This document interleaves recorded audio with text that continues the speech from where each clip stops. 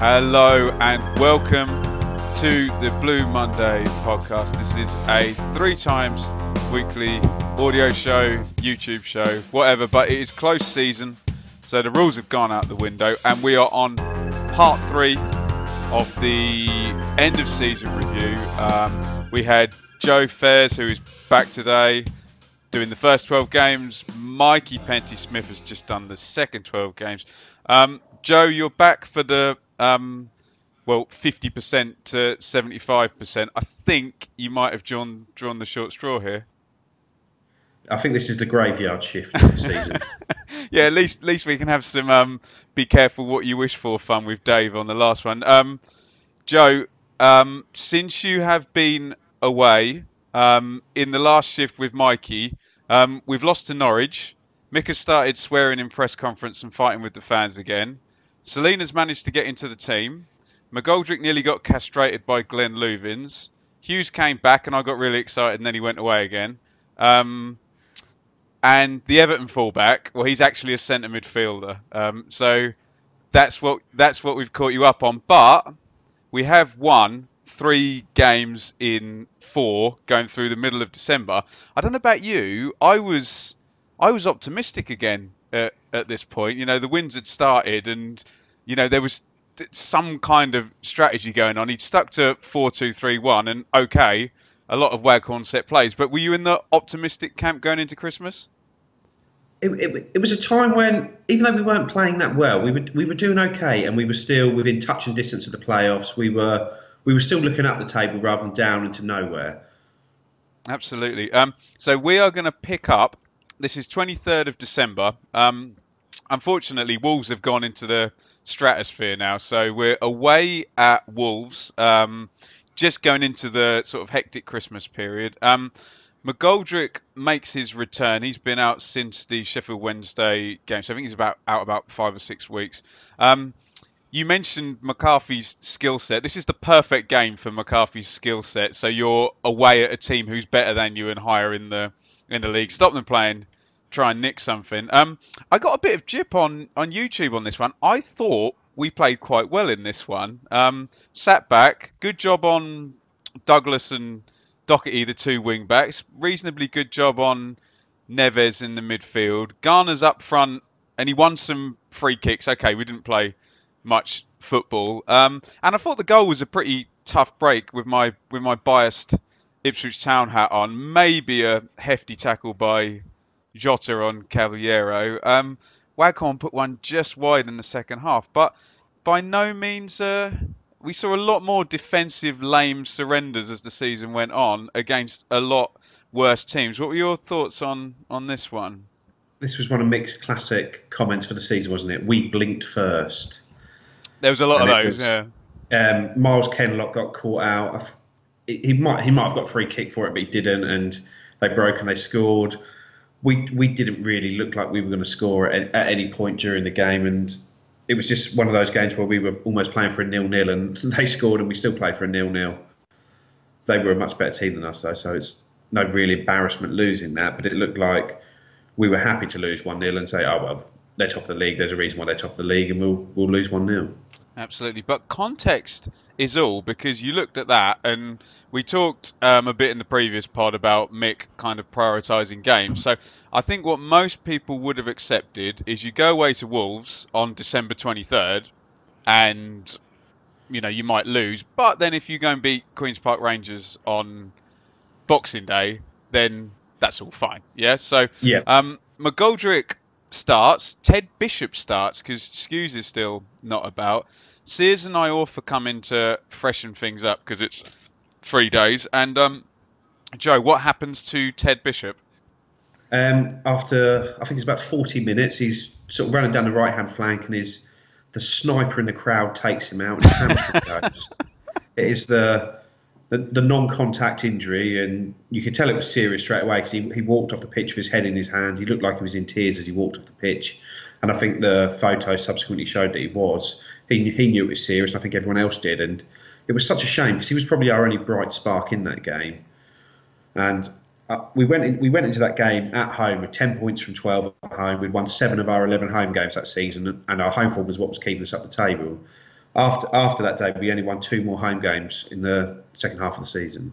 Jesus Christ. Can you just quickly on Ted Bishop? Any thoughts on his? I don't want to be too tough. His kind of degeneration from a hyped up young player who could maybe raise you a big transfer fee one day to a is he gonna be sold on to somewhere lower type player 3 years later? It sort of can't be hidden from that he's had a lot of injuries over the years since the 2014-15 season. There was sort of a friend of a friend had spoken to Bishop, and he had basically hamstring injuries, and apparently his hips aren't aligned sort of level with each other. He'd spoken to his agent, who is also Joe Cole's agent, and was told he needed to seek a physio out from there, all off his own back, and went and spent tens of thousands of pounds on physios because the club didn't think this was the right assessment. He got himself back fit, and then this happened to him that day. So that's probably part of the reason why he seems so upset. But hopefully now this issue is discovered and he knows how to manage it, how to work it. He may be able to come back flying next season. Did you read the Kieran Dyer book with the thing about the massive misdiagnosis? Yeah, and how he missed about 18 months of his career because there was an injury where it was his buttock wasn't and firing, and then it wasn't supporting his muscles underneath. His hamstring, yeah. So it does just seem that there's so many of these. You send these guys off to specialists and hope that they're going to get the right diagnosis, but the reality is it's one person looking at a scan and making their opinion, and hopefully with Bishop he's another one of those where he can come back and it was misdiagnosis, because I think in the either 16-17 season he did his hamstring 4 times. He came back, played for the under-23s, played 1 or 2 games, was off again. Came back 1 or 2 games, off again, and it was the same injury every single time. It was his hamstring every single time. So then they needed to find the underlying cause of that issue, and fingers crossed they have done now. And you would have given him another new contract, yeah?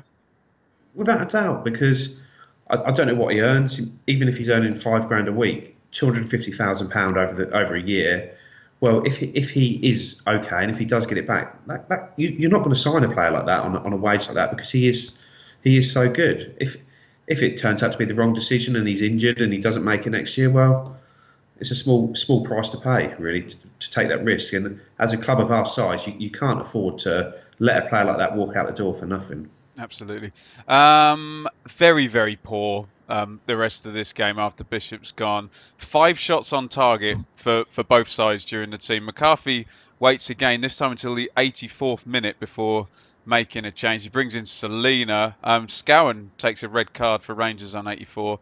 Joe, 2 questions. Given that you've got 4 fixtures and 3 of them are Wolves, Derby and Fulham, shouldn't you go all out to win this game? And secondly, I come on here every week and take the piss out of Ian Holloway. Why could Mick McCarthy never beat, or very rarely beat, Ian Holloway? Well, I think at this point QPR were 18th in the table when we played them, and this was the home game. This was Boxing Day, when you get a bigger crowd than what you normally expect.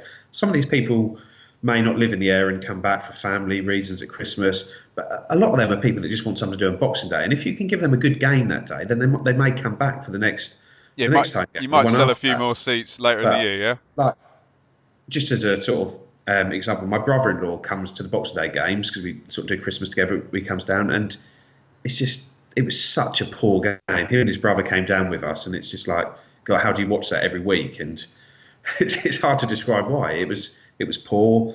You've got the classic Ian Holloway comes out afterwards and says Mick McCarthy has done an unbelievably brilliant job at Ipswich, and you think, do the accent?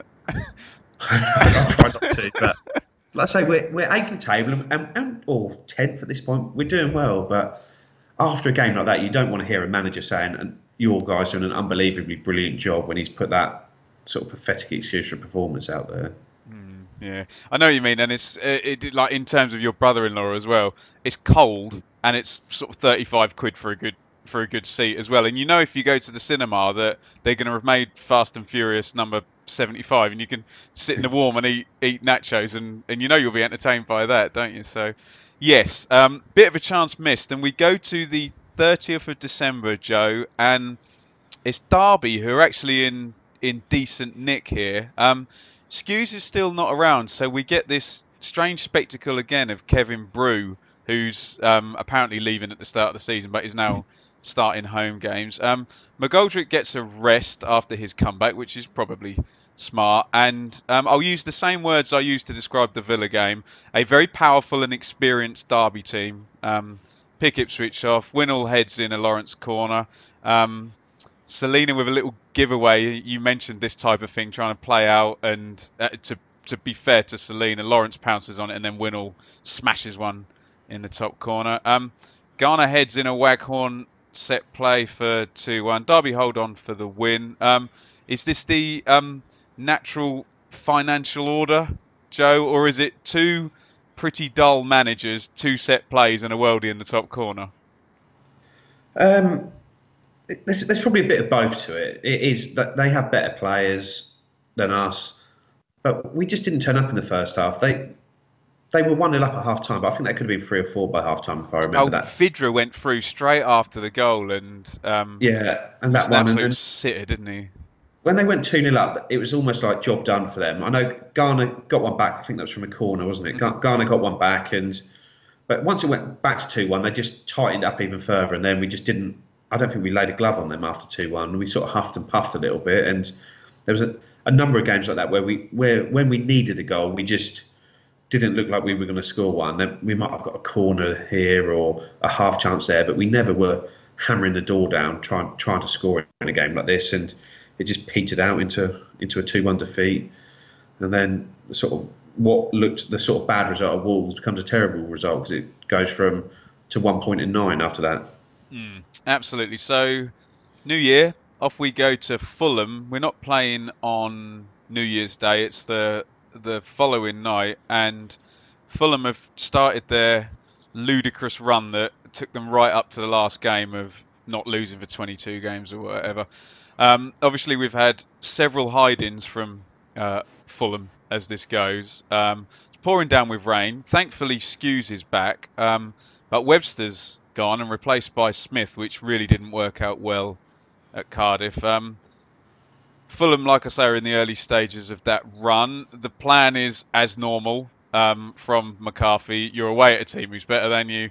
You sit back. You try not to concede and score from a set play. And hallelujah, praise the Lord. At half time, this plan is actually working. I mean, Ipswich was so deep and so narrow, but I can't sit here and argue when the score is 0-1 at half time. That's solid evidence that the plan's working. You guessed it, it's a Waghorn set play and a Garner header yet again. And then I had a bit of a meltdown over this on YouTube. 54 minutes, Sears brings the ball out for a rare counter-attack. Camara, who's twice the size of him, barges him over, and the ref gives nothing, at which point Jordan Spence basically, I don't know what happens in his head. The joined up thinking stops, and he pretty much attacks Kamara in a kind of like revenge tackle. Definite red, but I'm still arguing now that the ref has not done his job. He blows for the first tackle, and Spence doesn't have anything to. But yeah, I had fun with some Fulham fans over that. We last another 15 minutes, 10 versus 11 against the best passers in the league, and then it's a horrible collapse. 4 goals in 7 minutes. We're not 606 style we was robbed type thing, Joe, but my argument here is that Ipswich have proven that they're perfectly capable of losing to Fulham without anything going against them, and they were 1-0 up, and however clandestine the plan was, or however prehistoric the plan was, it was working. It was 69 minutes, 1-0. Am I right to be whining about this, or would we have just lost anyway? No, I think so. It's a difficult one because football is a low-scoring game when you compare it to other sports, and it is a game of fine margins. And you set your team up in a certain way, and if you get the first goal, that's such a huge goal in the game. Fulham are a better team than us, and they're going to beat us most times they play us. The way they play, McCarthy never really found a way of dealing with how they played. never got near him, yeah. No, and but this time like you say, we were 1-0 up, sort of leading into the second half. They were starting to get a bit frustrated, and their natural passing game was sort of drifting away a little bit. They were getting a little bit desperate, even with sort of over half an hour of the game left. They were starting to lump it into the box and going away from what has made them the team that they are. And obviously this was early in their brilliant run. And I agree with you 100% about the red card as well. I'm not a big fan of that Kamara. He's a diving twat, basically. He every game he seems to go down and have a ridiculous reaction to one. He did it against Derby in the playoffs where he's through on goal, 1-on-1. Scott Carson comes out and he just throws himself to the ground. He got a yellow card for that one, yeah. Yeah, it was a definite foul on Freddie Sears. And yes, Jordan Spence probably shouldn't have reacted as he did, but all he did was just go in and put a sort of hefty challenge in on him. It wasn't a straight red card, violent conduct. It was probably an orange card, sort of somewhere between. If the ref had booked him for that, no one would have said it's a terrible decision to only book him for that. In the same way that he sent him off, and it's like, oh, well, now you've seen the replay, you can see it. But it should never have got to that because it was a ridiculous challenge in the first place. But it happened, and we should have dealt with it better than we did. And sort of 4 goals in 7 minutes is embarrassing at any level, really. And Mick tried to change it about, but Fulham were just absolutely flying at that point. And once they got a head of steam up, it was you couldn't really believe what you're seeing with your eyes there. It just every time they went forward, they scored, and that's just sort of the way it goes sometimes. Tommy Smith isn't adept at dealing with quick passing football because he's a little bit flat-footed sometimes as a centre back. And Mick tried. I think he took McGoldrick off and brought Iorfa on, but by the time he did that, it was too late, and we'd already lost the game. No, absolutely.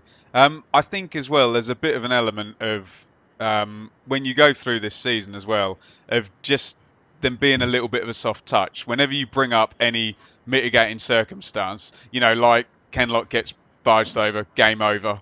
Dodgy red card, game over. Derby score from the first corner. Do you know what I mean? Whenever a mitigating circumstance went against this team, they didn't have the skill or the kind of cojones to get back.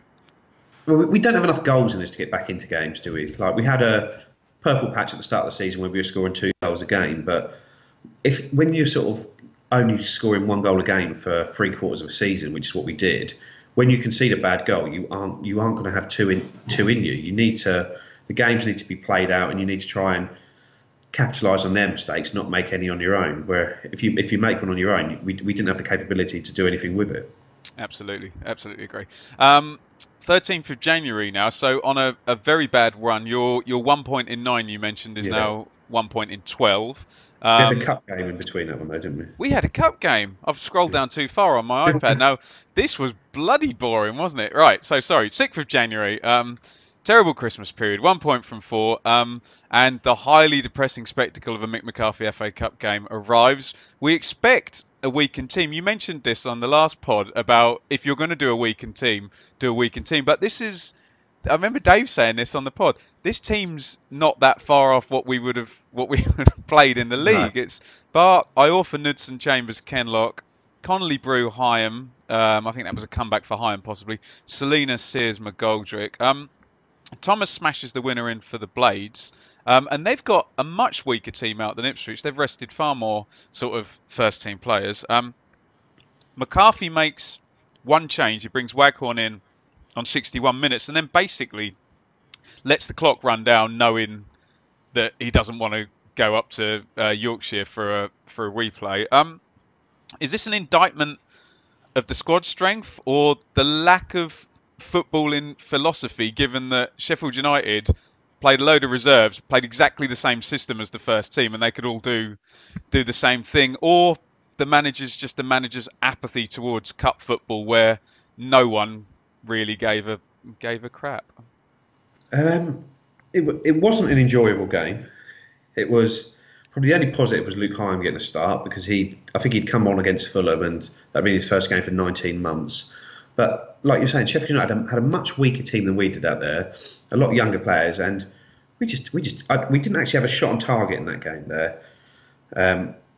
There was real frustrations at McCarthy at the final whistle, and I think that was the first time that season where there was really a loud anti-McCarthy sentiment during a game and at the end of a game, and that was with a smaller crowd there. It was a dreadful game. Like I was saying, we didn't have a shot. It was the I think it's since 2010 we haven't got through an FA Cup third round tie, and there was a big opportunity here with a home tie against a divisional rival who we were probably above in the league at that time on the 40th anniversary of winning the cup, which the club were going to make a song and dance about at the end of the year, rightly so, because it was a huge achievement. That we just needed to win a couple of games in the FA Cup. We could have beaten them, and who knows what you get there. But the sort of the club deserves better than McCarthy gave us in the cups over his whole reign, and this was just another tie that summed it up effectively. And a lot of annoyance at Aaron Drinan being talked up in the press conference before and being put on the bench, and again, sort of, not touched, not willing to really try anything. And it was also this morning that the news that Tommy Smith was going to be leaving broke as well, where sort of a total bolt from the blue that Tommy Smith was going to be going, and that frustrated me as a player who has proven to be a good championship defender over the last 4 or 5 seasons. That a manager that no one expected to be there the following season was making decisions on players, whether it's his decision or the club's decision or Tommy's decision, we don't know. But ironically, Cameron Carter-Vickers was starting for Sheffield United that day. But yeah, more from him very soon. So yeah, I needed to keep my powder dry there, because we are now going to go to the 13th of January and we need to arrest this run in the league. And it's Leeds United who, maybe you'll smarten me up, Joe, I think have a terrible record at Portman Road. And the club, for the first time, Joe, are going to move the season ticket holders in the upper tier of the Cobbold stand. I know we all laugh and joke. Oh, Leeds brought 500,000, to whatever game, but they actually did. The club basically take the money from the Leeds fans to fill the stadium. Bart is not around amidst hundreds of rumours of Crystal Palace and all sorts. Gherkin plays, and from what we know now, he plays injured and plays very well, actually. Webster's still out. Knudsen comes in centre half. Ward misses out. It's decent 4 up front. It's Selena Waghorn, McGoldrick behind Garner. O'Kane gets himself sent off for a headbutt after 34 minutes, and then a brilliant goal. It was voted goal of the season in our poll by Selena in the second half. Gets the win against 10 men. Joe, if Leeds hadn't gone down to 10, would we have won? In the 6 games so far, we've done 3 goals, 2 set plays, and that individual goal. What does that say about the football and the ability to create chances? Well, you can sometimes score 3 goals in 6 games and be unlucky to have only scored 3 goals. When you look at the chances we created over those 6 games, 3 goals is probably all we deserved. I say we didn't have a shot on target against Sheffield United. Against Derby, we barely had a shot, and this was just summing up how we were at the moment, especially at home. We just did not create anything. But this game, I actually thought was a good game that season. I enjoyed it, probably because I went with my father-in-law, who's a Leeds fan, so it's always nice to get one over him. But having all the Leeds fans in the Cobbold stand-up and made for a better atmosphere. There was a red card where O'Kane headbutted Knudsen. That got the crowd going. They didn't think it was a red card when it clearly was, but it actually felt like a proper game at Portman Road, and there were so many ball fests there where the games were instantly forgettable. That this one was actually one I enjoyed. I enjoyed the actual game to it. There was a good atmosphere. There was something riding on it. There was a bit of needle. There was a good goal to win it. There was what you want in a championship game of football, not just one team trying to nullify the other and going through the motions sometimes. Would Ipswich have won if O'Kane hadn't got sent off? I don't know. He did get sent off, so that's all that matters, isn't it? Would have been 0-0, wouldn't it? Yeah, possibly, but that fired the game up, that one. So the game was sort of drifting away a little bit at that point, and that fired the game right up, and it made it a decent game. So you can always rely on Leeds to have someone sent off at Portman Road. I think in that run they had 3 red cards in 4 games or something, and one was for spitting as well. That was just... Had he gone yet, Christensen, at that point? I think... No, I think he was a fair bit later. Yeah, he was on his way, wasn't he? Before we get to Bolton, Cameron Carter-Vickers comes in on loan, and the Tommy Smith deal is finalised to go to the Colorado Rapids. Also signed is Stephen Gleeson, a Irish or Northern Irish? I can't remember. Irish. Yeah. Irish centre midfielder on a short-term contract to the end of the season. Thoughts on that business? You've talked about Smith a little bit already, but Carter Vickers? I thought it was a really good signing. I thought he played very well for us over the course of the season. I'd definitely take him back next year if there's a chance of having him for the season. He was strong as an ox, read the game well, decent on the ball. He sometimes looked like he had a mistake in him, but he didn't actually make. I don't think he made any for Town when he was here. And Magoma against Birmingham. okay, he made one for Town Yeah. when he dragged him down from behind. Yeah. But no, I thought he was a really good player, really good prospect. And when you see he's only sort of 19, 20, he's going to go a long way in the game. What about Gleeson?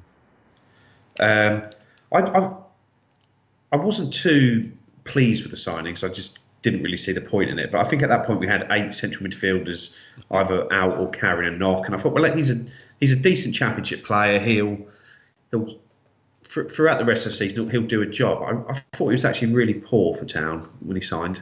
I know him and sort of later in the month Carriall signed as sort of short-term signings. I thought Carriall did really well when he was fit, and I thought Gleeson was just quite a poor player. Up we go to freezing cold Bolton, 20th of January. Carter Vickers goes straight into the team. Webster is still not around now for all of the year. Rest of the team pretty much settled.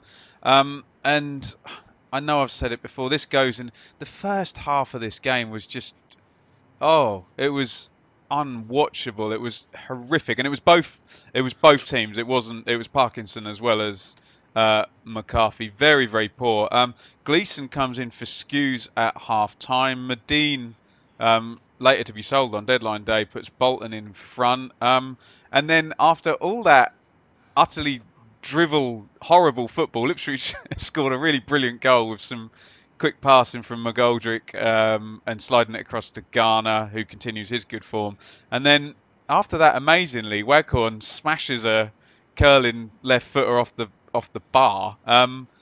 Neither side deserved to. And again, you look at all the fixtures and it's like, right, you've done Derby, you've done Fulham, you've done Wolves, right? Go and beat Bolton. Why so bad, Joe? If I knew the answer to that, I'd have told Mick McCarthy. But he described this one as the worst game he'd seen all season. That until Bolton scored, it didn't get going. But again, as we were saying in part 1 of the season review, Mick is happy to take a draw away from home and try and nick it late. And Bolton seemed like they were happy to take a point. And when both teams are happy to take a point, the game does just drift into nothingness. And too many times that happened this season. And it got to, I think they scored sort of about 60 odd minute, and after that it's like, we do actually need to score if we want to get something out of this game. And you just think, had we turned up with that attitude, would we have beaten them? Would we have sort of gone ahead early and beaten them? And there was too many games where we never found out what we could have done had we actually tried to win the game. On Gleeson, I thought he was all right in that game. I thought we'll come on to the Norwich game, but I did kind of look and think, maybe this guy can pass. He seemed to be able to, float across in, but I think it went downhill for him from then on. Gleeson's obviously not a terrible player. He's done it at this level, sort of played well. I think he's been called up into the Ireland squad, but he just never seemed to find his role in the Town team. And there's been a few midfielders that have done that under Mick, where maybe if they're better on the ball and look to take the ball from the defence and pass it through the thirds, we don't look to play that way. We look to get it forward quickly and try and play from that point. So maybe Gleeson was just suffered in the system. I don't know, but he didn't impress. Annoyed me the 27th of Jan. I don't like it when the fixture appears. I think you need to play the teams, in different moments in the season, and you're playing Wolves sort of 5 weeks after you've played them before. Annoying as it is that they were in good form for the whole time. So back come Wolves. Skews misses out again. So Gleeson starts. McGoldrick starts his 5th game out of 6. Wolves dominate this one, Joe. Take the lead on 15. Nice one wing back cross into the other, and Doherty heads it in. And then they shut the game down in a way that McCarthy tries to do. A beautiful 5-4-1 in the second half, and very good from Białkowski in this game. Could have been through. Just too good for us, Joe. Yep, and we were. I don't know. I didn't feel too bad about this game. They were just a better team than us, and whatever we tried to do, we couldn't find a way through. Bart was a comfortable man of the match in this one. I remember one sort of brilliant save when the guy was through. I can't remember who it was, Jota, I think, when he was through 2-on-1, and how he didn't score, I'll never know. But this was, of course, a day after Białkowski agreed his new 2-year contract. So I'm still waiting for him to sign it, but he agreed at that day apparently. So and confirmed in the Polish World Cup squad, so he's going to be on a lot of TVs in front of a lot of every single football agent in the world in Russia as well. He won't play, but it now sounds like Mick was the one pushing the agreeing of that deal through, but Białkowski was the man of the match that day, and when he came into the suite to do the sponsors talk, someone said, "Oh, so you've agreed your deal?" And he's like, "Yeah, another 3 years plus another year option." So it sounded like it was very close to being agreed, but 4 or 5 months later, it still hasn't been agreed. So we'll see what that means. I know we've still got another year we've still got another year's contract agreed, but will we be seeing him next year? The value decreases every day after the World Cup finishes, doesn't it? Yeah, and yeah, probably his maximum value is the minute Russia are knocked out, Poland, are knocked out of the World Cup. The value drops off from there, doesn't it? So transfer deadline passes and nothing happens. I'm one of these saps there, sitting on my mobile, buying all the rumours about Jordan Rhodes coming in on loan, but that's the football fan in all of us. Logic goes out the window, doesn't it? And we believe a lot of crap sometimes. But 3rd of February, off to Sunderland, who are terrible, frankly, and bottom of the league, and to be doomed and relegated in the future. Ipswich are on a run of 1 win in 8 games, so very, very desperate for a win. They've dropped down to 12th in the table. McGoldrick has disappeared again, Joe, so Ward and Sears both start, and new speed merchant Mustafa Karayel is on the bench. Strange one this, because you and Mikey both talked about lack of first half goals. 2-0 up at half time here. Another one for Ghana, who's in very good form at this point. Own goal by Matthews.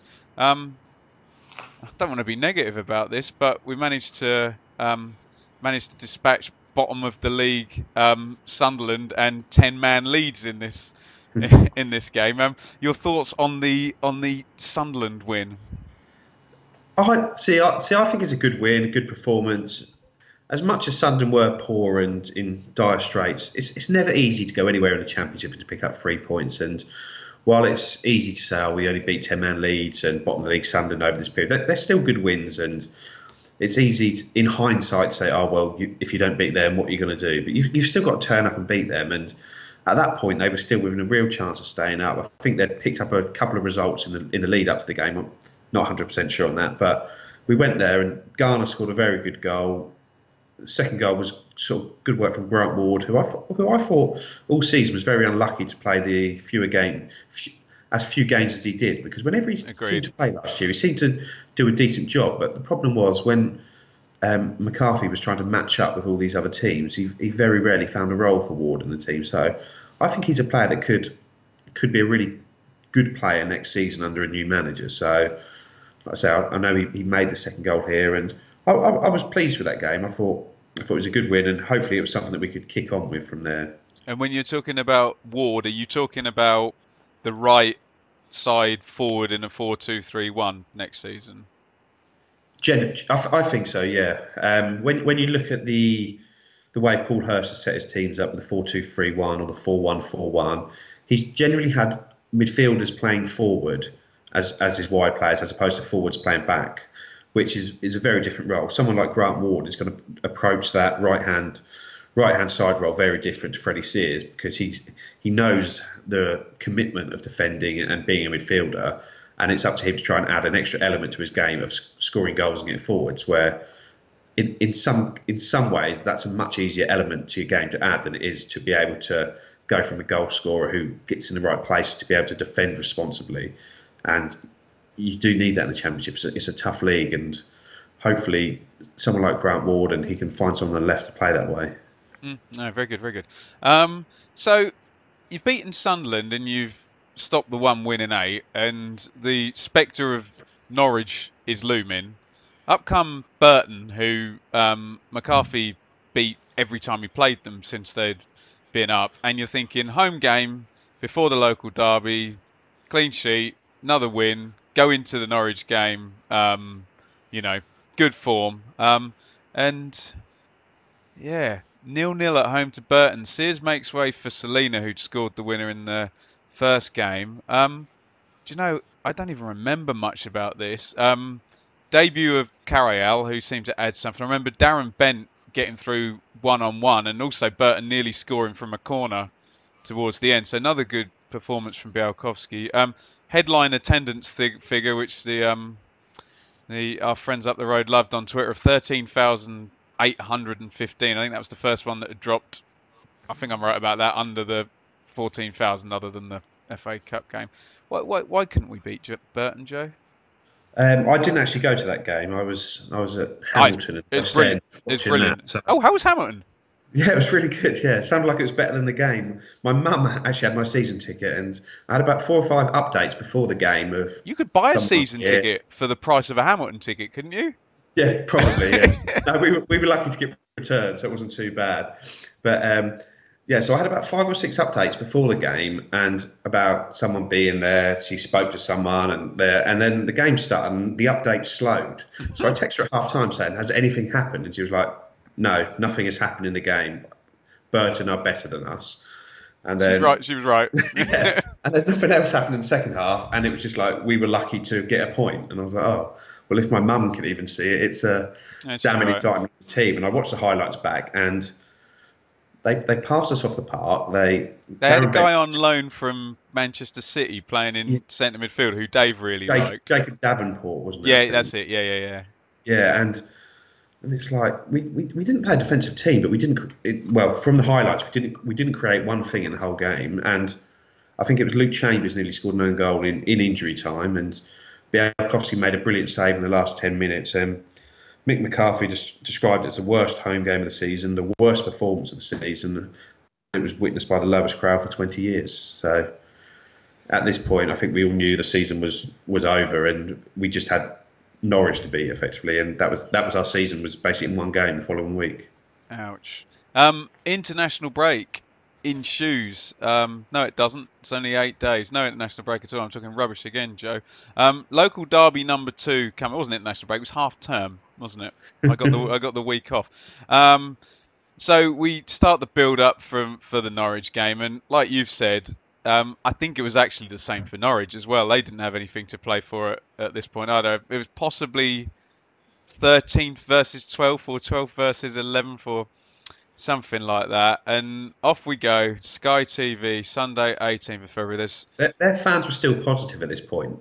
They still thought they had a winning run in them that could propel them to the playoffs, where I think we were ahead of them in the table, and we didn't have a hope. We'd given up on the playoffs at this point, but I think it was Darren Eady or someone on co-commentary saying, "Oh, if they win 8 of their last 11 games, or they're going to make the playoffs." And I was thinking, well, this was I made my fabled appearance on the Talk Norwich City podcast, much to the joy of the internet, and we had exactly the same thing, where I was being all and they were all and the punchline was, hang on a minute then, all your players are better than ours and you're better than us. Why are you below us in the table then? Yeah. You know, either we're being very negative or you're being very positive.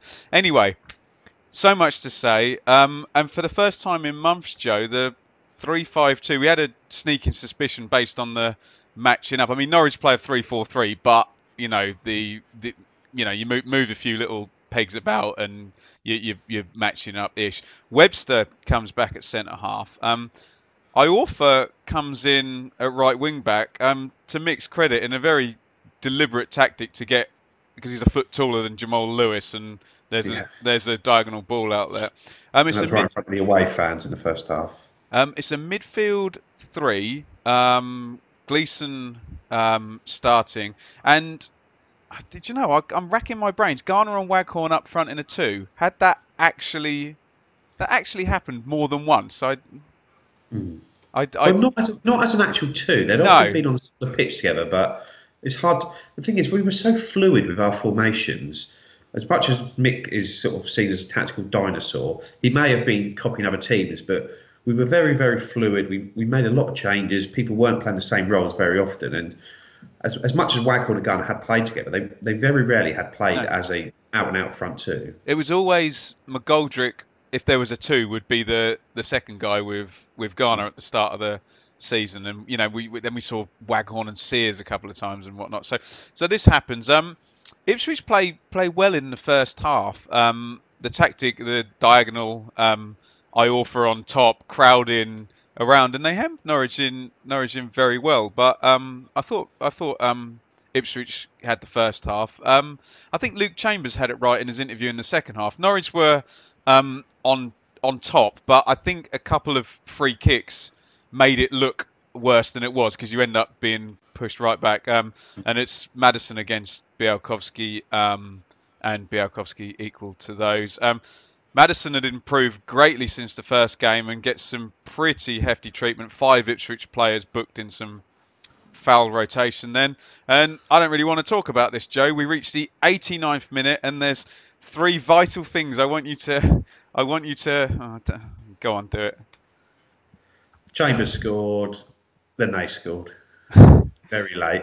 It's something. So once again, it's a Waghorn corner, and Chambers heads it in. And Mikey and I talked about this. Lots of people moaning and whining, including David. We had a big debate about this, about Waghorn's corners in the first half. Mikey had it right. Martin Waghorn is perfectly capable of floating a ball in 100 times out of 100 that you'll never score from. But he kept trying the bullet corner into the 6-yard box, and when it works, you invariably either score or something happens.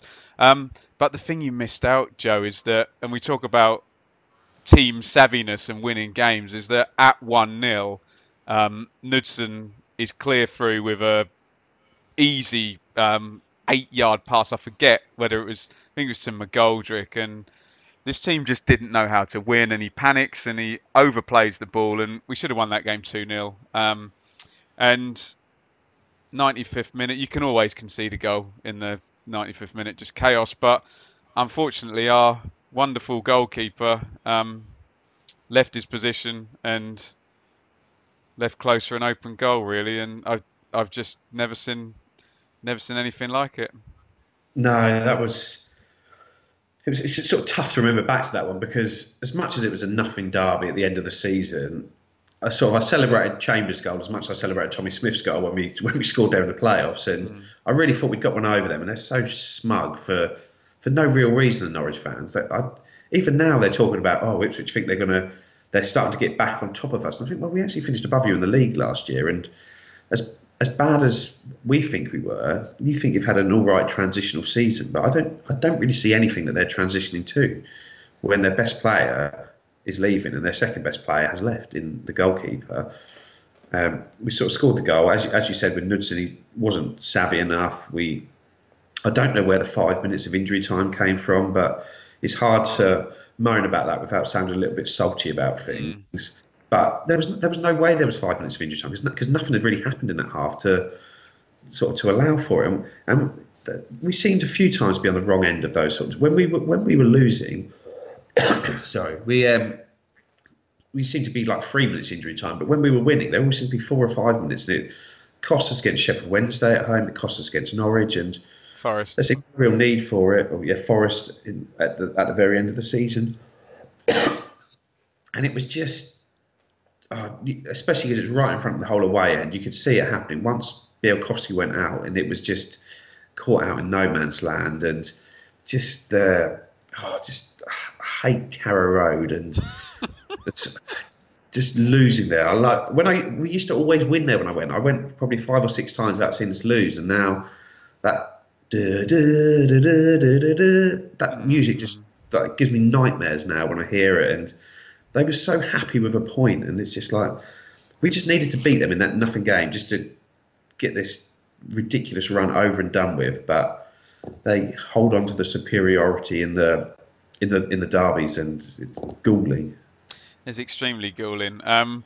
What we didn't know, standing in the away fans, is that when Luke Chambers scored, Mick McCarthy is caught on camera um, saying, "Fucking get in there," turning to the Ipswich fans and saying, "Fuck off." I when I when I heard about this on Twitter, because you're in the ground, I didn't even know it was happening, and I think Dave texted me and said, "Did you see what Mick did when we scored?" And I'm like, I come out of the ground and I quickly going to make my video to get it up as quick as possible. I didn't think much of it at the time, but you tell me your view on that type of behaviour and the karmic influence of the 90 of him doing that and then the 95th minute goal. I saw it on Twitter as I was leaving the grounds. We'd obviously been penned in for a little bit at the end Oh of the God, ground, yeah. at the end of the game. So I'd seen it as I was walking down the stairs, and I just like I did. Generally, I've been pretty fair to Mick. I wasn't a particularly big Mick outer. I think it was time for him to go, and I thought it was time for him to go at the end of last season, and I was sure it was time for him to go at the end of this season. But he just didn't do himself any favours throughout the season. He, as we said on the first part of the review, he seemed to think that if we started winning games, the fans would come back, and he didn't realise that it was so far past that. And there was the Nottingham Forest game where we win well, or the Sunderland game, and he goes in the press conference afterwards, and rather than sort of celebrate the victory, he's still saying, Never I forget. still remember the fans saying, Mick McCarthy, your football is shit. I still remember this, I still remember that. And I just think, get over it, Mick. Like, we've got to get over it. You need to get over it. And then the Burton game where Selena scored, and if they thought I brought them on because of this, and this game, it would have been another, even if we'd have won, it would have been another win overshadowed by McCarthy's comments to the fans, that all the people that hated Mick, and there was a number of them by the end of the season, could just say, yeah, we won, but Mick did this. Yeah, we won, but Mick did that. And it just frustrated me as someone that was trying to give him the benefit of the doubt, that he just couldn't help but spoil any moment that we had. He couldn't hold out an olive branch between him and the fans. It was, and I think there was a couple of games afterwards saying, I'm not going to be forced out of this club by a noisy minority. And it's like, it's not a minority anymore, because you can't help yourself. And he apologised for his. He denied that the fuck off basically was to the fans. He then was obviously forced by, presumably, Marcus Evans to apologise to the fans. He doubled down on it wasn't to the fans, and it's like, we're not idiots. We know where that fuck off was pointed to, and you were pointing straight at the away fans. You ran over, and I was embarrassed by the fans' conduct when he was taken off a right back. I'm just looking up the substitution. It was Iorfa that went off, and Spence came on. Okay. And he got up and said, the fans were singing, you don't know what you're doing, you don't know what you're doing. Mick McCarthy, your football is... And the Norwich fans then joined in with that. And I thought, we're sort of here, sort of behind enemy lines at Carrow Road, and we're giving them something to shout about at 0-0 in a derby with 10 minutes left. And that's just ridiculous in my view. If we were 2-0 down and he was making that change, yeah, I could understand it. Even if it was an injury, you've got to be showing some intent to sort of try and get back into the game. But at that point, it was clear an injury for an injury. An injury substitution, and the fans embarrassed themselves with that chant. But then, as I was saying before, Mick can't help but sort of sink to their levels and go lower. Well, what I've always said is that neither side covered themselves in glory. They both sides, but the argument is always that Mick, as the guy who's in charge, who's being paid to be there rather than paying to be there, needs to hold himself to a.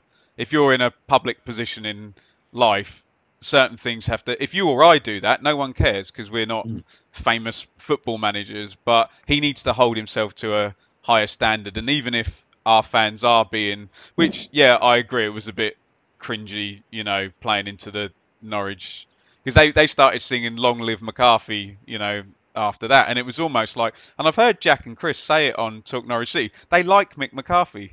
They think he's one of them. So, oh dear, it was. Yeah, you've got to rise above it, don't you? If you're in that position, hold yourself to a high standard. Yeah.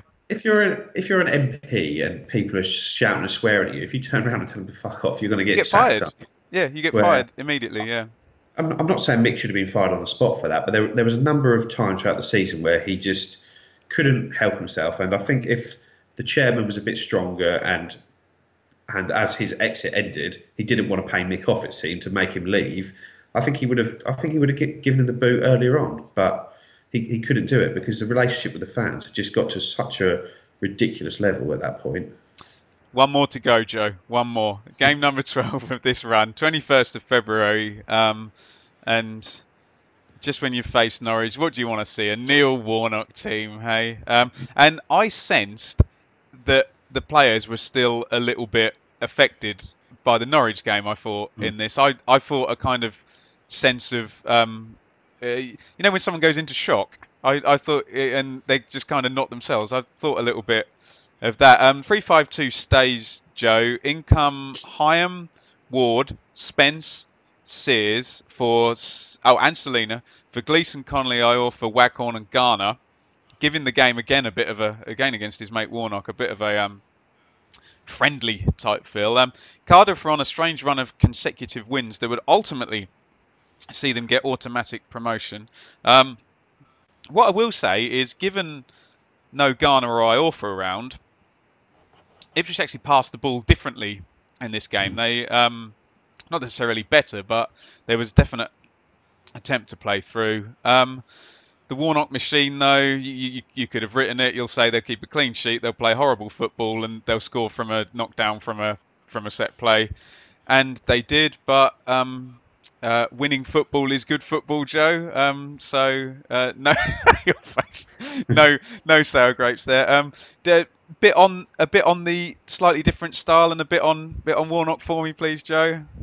I thought we actually played quite well in this game in the first half, but without really creating anything. Played in front of them. They were just a big team of hoofers and bulliers and strikers, long throws, balls into it, and the goal came. It was never a free kick when they got the free kick. It was launched into the box. The guy caught the ball, put the ball down on the ground, and then scored from it. It was a blatant handball. It should never have counted. It should never have been a free kick. It should never have counted. But then once they scored the game, they just shut the game down. And I don't actually mind Warnock. I think whilst he is of that similar ilk to Mick in that he is sort of long ball football, but he's sort of he's like an attacking Mick McCarthy. He's happy to have sort of flair players that stay up the other end of the pitch and try and score goals, and he'll defend with his 7 and he'll leave 3 up there, where Mick wants to defend as a 10 and try and move forward as a 10. Well, Warnock doesn't do that. He'll have over his career, you can see sort of a Mendez Lang, Junior Hoylett, Adel Tarat. Sheffield United, his sides scored a lot of goals. Michael Brown, Tommy Johnson, Mark Draper. He always has had a lot of strikers in his squad, because he's always been of the opinion that at this level, the sort of lower down, you do not have strikers that are too good to ever be dropped. You just need to play the hot hand effectively, and you get yourself 4 or 5 good strikers, and you just go with who's playing well at the moment. If they're scoring goals, you keep them in the team. If they're not, you put someone else in, and they keep each other on their toes, and they score goals. And Warnock's never going to sort of die wondering. He's always going to try and win the game first, and then sort of when it comes down to it, not lose it. And it's a case that towards the end of the season, he does maybe lose his sort of nerve a little bit once he's sort of in that position where promotion is in sight, that you then realise that individual points become important at that point of the season. But he gets himself in that position by winning games, and they might be 1-0s, they might be 2-1s, but he tries to win games. I was at Derby versus Cardiff about 4 games from the end of the season, and I'd seen Cardiff a few times. Saw them at Millwall as well. And you've nailed all the differences. There's one other, that McCarthy's direct style actually builds up some rhythm, whereas Warnock wants the game to stop as often as possible. Every throw-in is, over goes Morrison, chucks it down the line to try and win another throw-in that Gunnarsson's then going to sling into the box. When Gunnarsson's lining up go Morrison and Bamber, and it's just, and you're an NFL guy, aren't you? It's very much a defense and an offense, isn't it? Yeah. But my argument always is, if you're too good for this type of football, you should be able to beat it, and they finish second. Yeah, it still amazed me that they finished second, because I didn't think they were a particularly good side when I saw them, but they knew what they did. They knew what they did well, and they made sure they did it. Where sometimes you can end up trying to do what you want to do and not being able to impose yourself on the game. But the way that he sets his teams up, the way that he plays, you can't not impose yourself when you're playing that sort of football, because you can't stop yourself from getting throw-ins in your own half and try and build in from there. You just go from there effectively, and he knows what he's doing. He did a brilliant job. They ended up with like 90 points, didn't they?